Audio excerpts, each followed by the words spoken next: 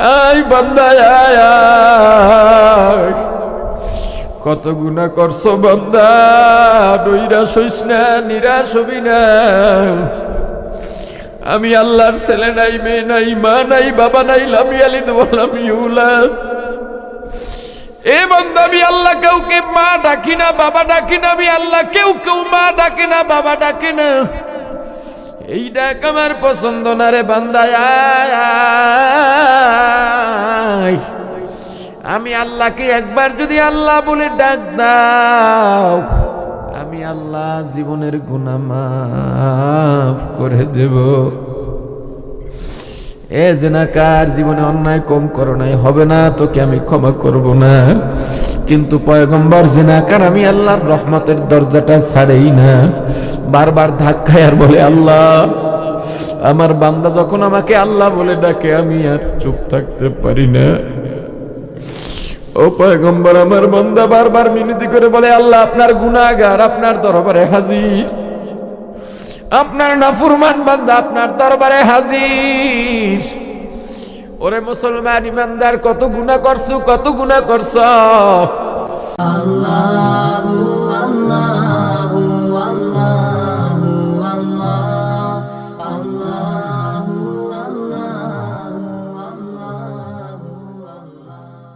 আল্লাহ পয়গম্বরকে জানায় দিলেন, পয়গম্বর তুমি যতই দোয়া করো না কেন, আমি আল্লাহ মিশরের জমিনে বৃষ্টি দেব না।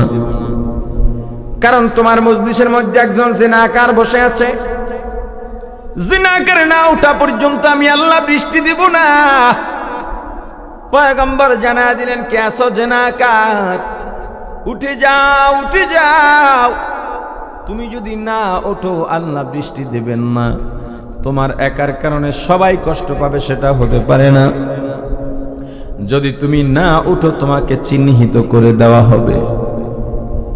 জিনাকারের খবর হয়ে গেছে, আর এলাকার মানুষ তো আমাকে সবাই ভালো হিসেবে জানে। এলাকার শ্রেষ্ঠ সন্তান হিসেবে কতবার ফুলের মালা গলায় পরলাম।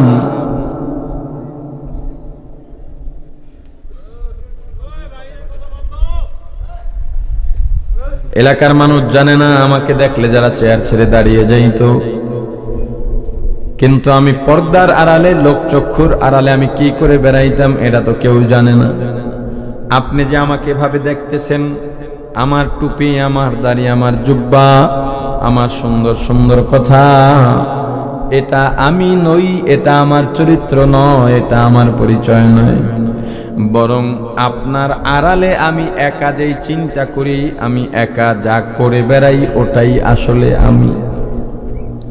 আপনাকে আমি যেটা দেখি এটা আপনি নন। কিয়ামতের ময়দানে অনেক নামাজি, অনেক হাজী, অনেক যোদ্ধা, অনেক মুজাহিদ জাহান্নামে চলে যাবে। কারণ যদি আমরা দেখেছি সে হজ করতে গেছে, বাইতুল্লাহর সামনে গিয়ে সেলফি তুলতেছে, কথা কয় না? নবীজির রওজা মোবারক জিয়ারত করার পর কিভাবে তুমি সুন্নাত ছেড়ে দাও? কত হাজী আছে এখনো দাড়ি নাই, বহুবার হজ করছে। তুমি রাসূলের রওজা জিয়ারত করার পর কিভাবে তুমি সুন্নাত ছেড়ে দাও? বুঝে আসে না। কত মানুষ কান্নাকাটি করে মদিনা যাইতে পারে না, বাইতুল্লাহ যাইতে পারে না। আল্লাহ টাকা দেন নাই, তুমি গেলা বাইতুল্লাহ জিয়ারত করলা, নববীর মসজিদের নববীতেও গেলা, রওজা মুবারকেও গেলা, কিন্তু এই সুযোগ পাওয়ার পরেও তোমার মধ্যে সুন্নাত আসে নাই। আসলে তুমি যে গেছো, তোমার চাইতে না যাওয়া সুন্নাতওয়ালার দাম কোটি কোটি গুণে বেশি।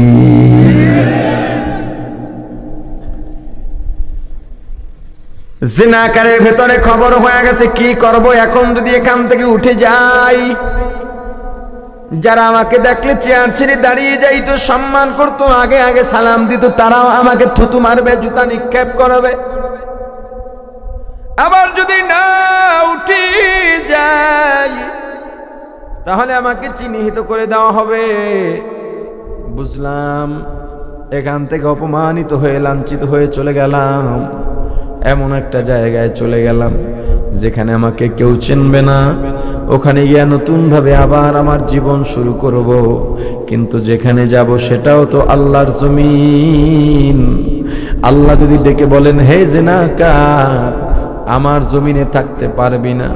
জিনাকারকে আমার জমিনও পছন্দ করে না, আসমানও পছন্দ করে না। জমিন চায় গিলে খেয়ে ফেলতে, কিন্তু আমি আল্লাহ জমিনকে ধৈর্য দিয়েছি, এজন্য জমিনে আছো দাঁড়ায়া। যদি আল্লাহ বলেন আমার জমিনে থাকতে পারবি না, আমি কোথায় যাব? এ দুনিয়ার গুনাহগার, আল্লাহর দেয়া নিয়ামত ভক্ষণ করলা, আল্লাহর দেয়া আলো বাতাস ভক্ষণ করার পরও আল্লাহর সঙ্গে কিভাবে নাফরমানি করো? অথচ আল্লাহ বলেন, কাইফা তাকফুরুনা বিল্লাহ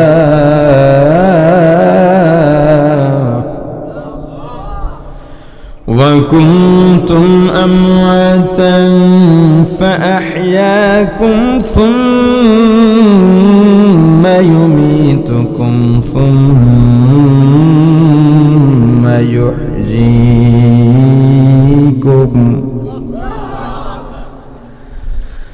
ثم يميتكم ثم يحييكم ثم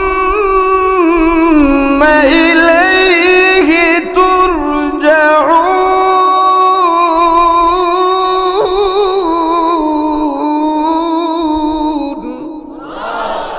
আল্লাহ ডেকে বলেন, কাইফা তাকফুরুনা বিল্লাহ, হে জগতের মানুষ, তোমরা কিভাবে আল্লাহর সঙ্গে কুফরি করো? অথচ কুনতুম আমওয়াতা, তোমাদের নাম নিশানা ছিল না, তোমরা মৃত ছিলে।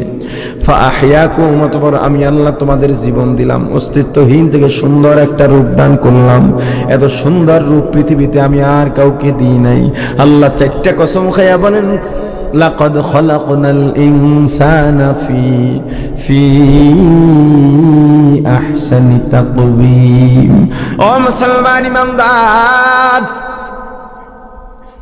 যদি তুমি আল্লাহর সঙ্গে নাফরমানি করে বেড়াও, আল্লাহর জমিন ছেড়ে দূরে চলে যাও, আল্লাহর দেয়া আলো তুমি ব্যবহার করো না, আল্লাহর দেওয়া অক্সিজেন তুমি ব্যবহার করো না, আর যদি বলো যে হুজুর জমিন ছেড়ে কোথায় যাব, আলো ছাড়া কেমনে বাঁচবো, তাহলে আল্লাহর সঙ্গে আর নাফরমানি করতে পারবা না। আল্লাহর সঙ্গে আর নাফরমানি করতে পারবা না। জিনাকার চিন্তা করতেছে কি করব, বেইজ্জতি তো নিশ্চিত, কিন্তু কিচ্ছু করার নাই। আল্লাহর নাম তো সাত্তার, আল্লাহর নাম সাত্তার। দুনিয়ার মানুষ, আমার জীবনে কত গুনাহ আছে আপনি জানেন না।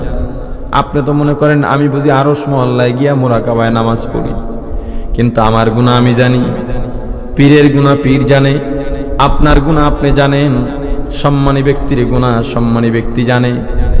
আমার গুনাহটা আল্লাহ প্রকাশ করেন নাই, আপনার গুনাহটাও আল্লাহ প্রকাশ করেন নাই।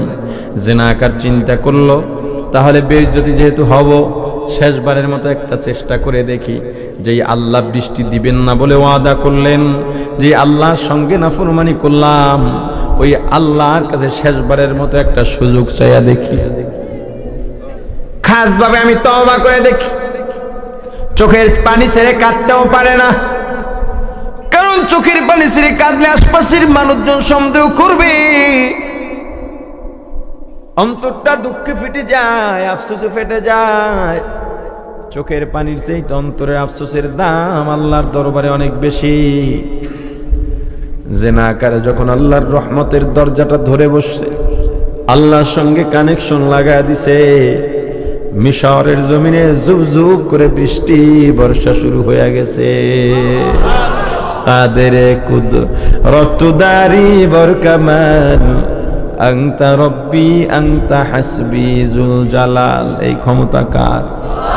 পয়গম্বর রাগী মানুষ বলে ফেললেন, আল্লাহ আপনি বললেন জিনাকার না উঠলে বৃষ্টি দিবেন না, কাউকেই তো উঠতে দেখলাম না, আমরা তো দোয়াও করলাম না, বৃষ্টি কেন দিলেন? আল্লাহ বলেন, পয়গম্বর আমি যা জানি তুমি তা জানো না। ও পয়গম্বর, সন্তান যদি মা বাবার সঙ্গে অন্যায় করে, মা বাবা সন্তানকে ঘর থেকে বের করে দেন, সন্তান গিয়া বন্ধু বান্ধবের সঙ্গে খেলাধুলায় লিপ্ত হয়ে যায়, মনে মনে ভাবে এরাই আমার আপন। কারণ এখানে মিথ্যা বলা যায়, গালিগুলোজ করা যায়, দুষ্টুমি করা যায়, বাসায় বসে এগুলো কিচ্ছুই করা যায় না। এরাই আমার আপন। মা বাবার ঘরে আর ফিরে যাব না। খেলায় এমনভাবে মত্ত হয়ে গেছে, দুপুরের খানার কথা ভুলে গেছে, বাসার কথা ভুলে গেছে, মায়ের কথা ভুলে গেছে, বাবার কথা ভুলে গেছে। কিন্তু যখন সূর্যাস্ত যাওয়ার নিকটবর্তী হলো, ডানে বামে সামনে পেছনে তাকায় দেখে কেউ নাই, সবাই চলে যায়। তখনই সন্তান সম্বিত ফিরে পায় আর মনে মনে ভাবে, আসলে এরা আমার কেউ আপন নয়, খেলাধুলার স্বার্থে আমাকে ব্যবহার করেছে। এরা যদি আমার আপন হইতো, এখন সন্ধ্যা হয়ে যাওয়ার পর জঙ্গল থেকে হিংস্র প্রাণী বের হয়ে আসবে। ওরা যদি আপন হইতো, এই বিপদের মুখে আমাকে রেখে যাইতো না। যেহেতু আমাকে কেউ কাছে নিল না, সঙ্গে নিল না, যেহেতু ওরা কেউ আপন নয়, আপন নয়।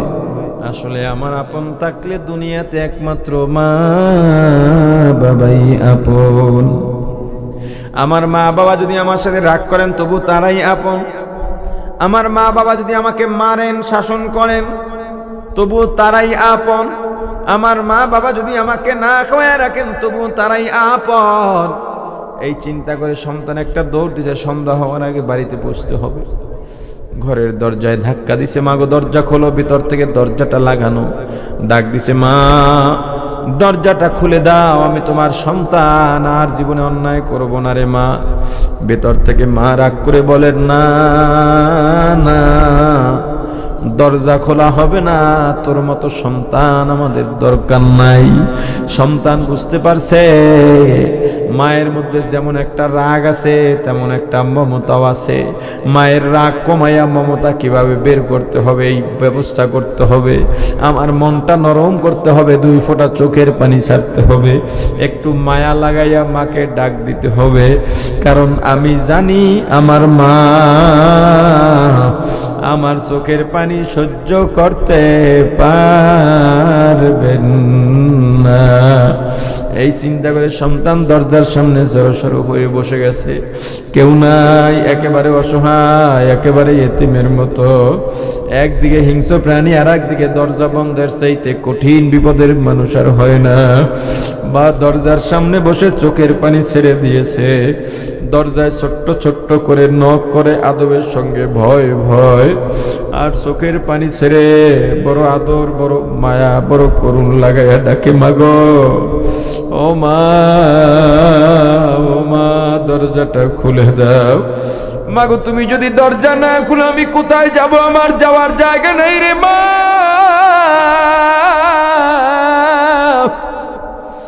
ও মা তুমি ছাড়া আমার আপন নাই, ভুল করছি আর করব না।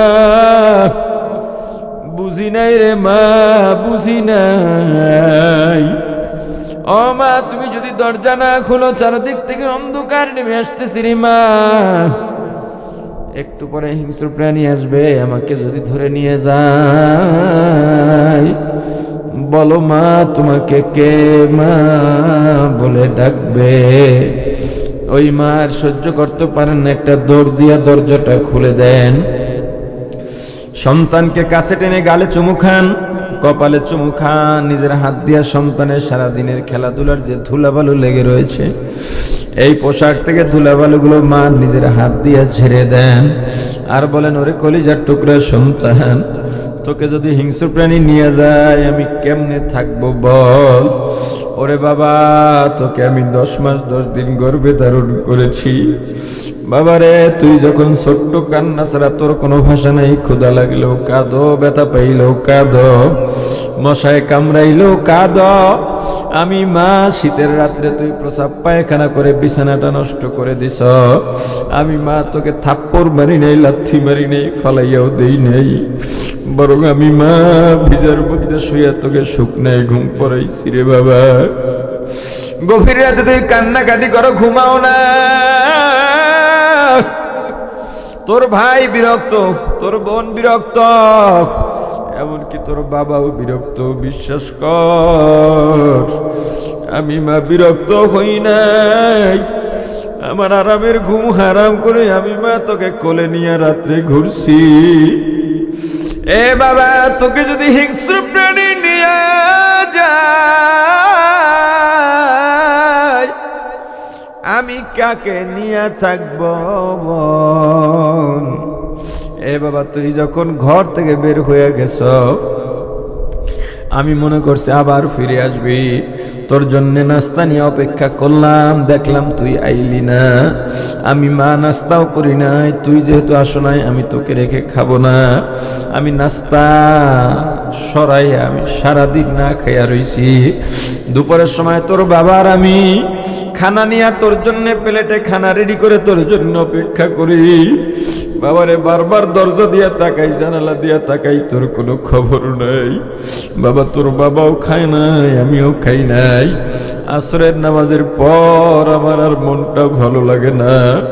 তোর বাবাকে বললাম, স্বামী গো, গিয়া দেখেন কলিজার টুকরা সন্তান কোথায়।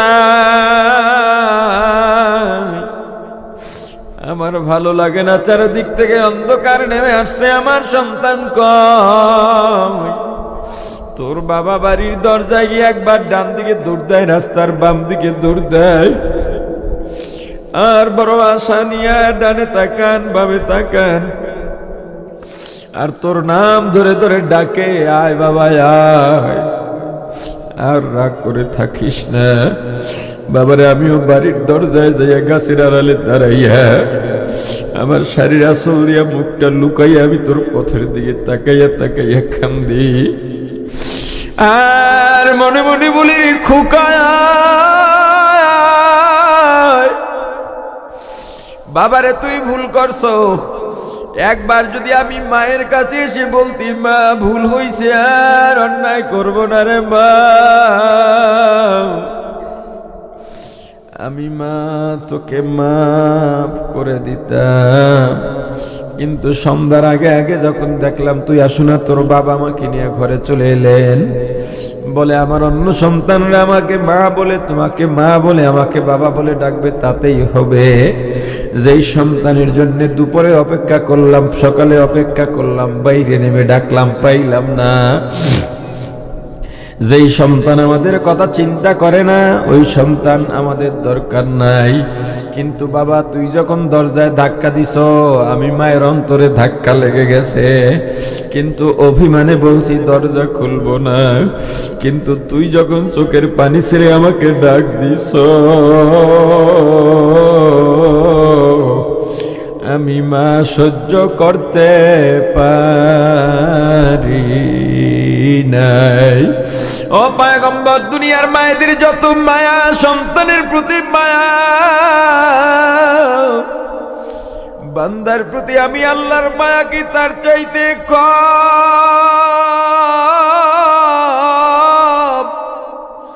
বরং পয়গম্বর দুনিয়ার সকল মায়েদের মায়া ভালোবাসা যদি এক জায়গায় জমা করা হয়, বান্দার প্রতি আমি আল্লাহর মায়া তার চাইতে কোটি কোটি গুণে বেশি রে পয়গম্বর।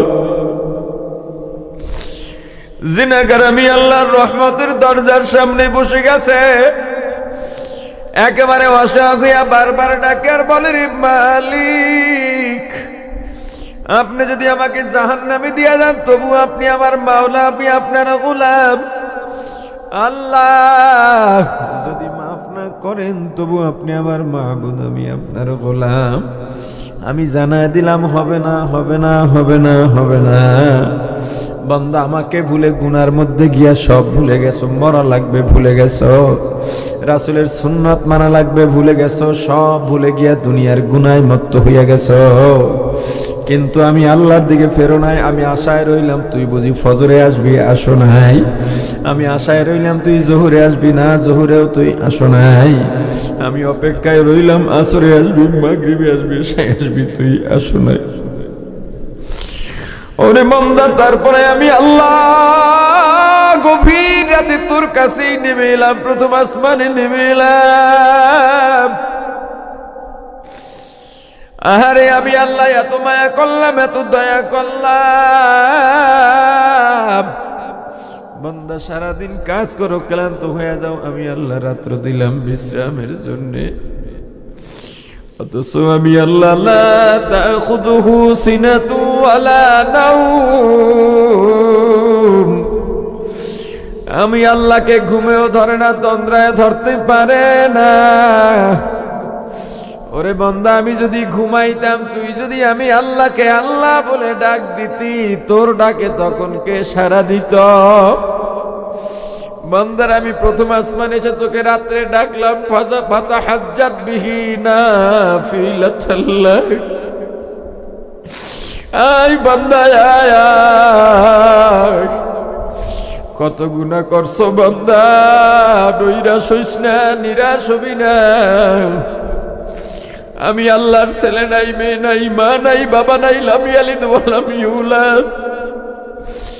এ বান্দা, আমি আল্লাহ কাউকে মা ডাকি না, বাবা ডাকি না, আমি আল্লাহ কেউ মা ডাকে না, বাবা ডাকে না। এই ডাক আমার পছন্দ না রে বান্দা। আমি আল্লাহকে একবার যদি আল্লাহ বলে ডাক দাও, আমি আল্লাহ জীবনের গুনাহ মাফ করে দেব। এ জিনাকার, জীবনে অন্যায় কম করো নাই, হবে না, তোকে আমি ক্ষমা করব না। কিন্তু পয়গম্বর জিনাকার আমি আল্লাহর রহমতের দরজাটা ছাড়েই না, বারবার ধাক্কায় আর বলে, আল্লাহ আমার বান্দা যখন আমাকে আল্লাহ বলে ডাকে, আমি আর চুপ থাকতে পারি না। ও পয়গম্বর, আমার বান্দা বারবার মিনতি করে বলে, আল্লাহ আপনার গুনাহগার আপনার দরবারে হাজির, আপনার নাফরমান বান্দা আপনার দরবারে হাজির। ওরে মুসলমান ইমানদার, কত গুনাহ করছো, কত গুনাহ করছো, সব গুনার জন্য তওবা করো।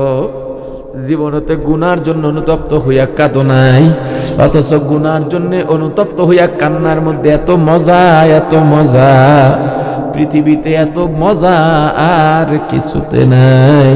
কেমনে বুঝবা গুনার জন্য? কোনোদিন তো অনুতপ্তই হও নাই। ও পয়গম্বর, জিনাকার ডাকতে ডাকতে ডাকতে ডাকতে একটা সময় আমি আল্লাহর রহমতের দরিয়ায় তুফান শুরু হয়ে গেছে। একটা সময় আমি আল্লাহর কুদরতি অন্তরের মধ্যে জোশ মেরে গেছি। আমি আল্লাহ দরজাটা খুলে দিলাম, আমার জিনাকার বান্দাকে আমি আল্লাহর কুদরতি কোলে তুলে নিলাম। সন্তানের মা যেমন সন্তানের গায়ের ধুলাবালুগুলো নিজ হাত দিয়া পরিষ্কার করে দেয়, আমি আল্লাহ আমার বান্দার গুনার ধুলাগুলো নিজ হাতে পরিষ্কার করে দিয়েছি। শুধু তাই নয়, তওবার কারণে আমি আল্লাহ গুনাহগুলা নেক দিয়া পরিবর্তন করে দিছি। ওরে পয়গম্বর, এই জিনাকারের কারণে আমি আল্লাহ বৃষ্টি দিই নাই, আবার ওই জিনাকারের তওবার কারণেই বৃষ্টি দিলাম, তোমাদের দোয়াও লাগে নাই। মুসলমান ইমানদার, জান্নাত যদি পাইতে চাই, শর্ত আল্লাহকে ভালোবাসতে হবে। আল্লাহকে ভালোবাসে কারা? রাসূলকে ভালোবাসে যারা। রাসূলের ভালোবাসার মাধ্যমে যদি আল্লাহকে ভালোবাসা যায়, আল্লাহ পুরস্কার ঘোষণা করেছেন, গুনাহ করবা মাফ হয়ে যাবে, তওবা করলে মাফ।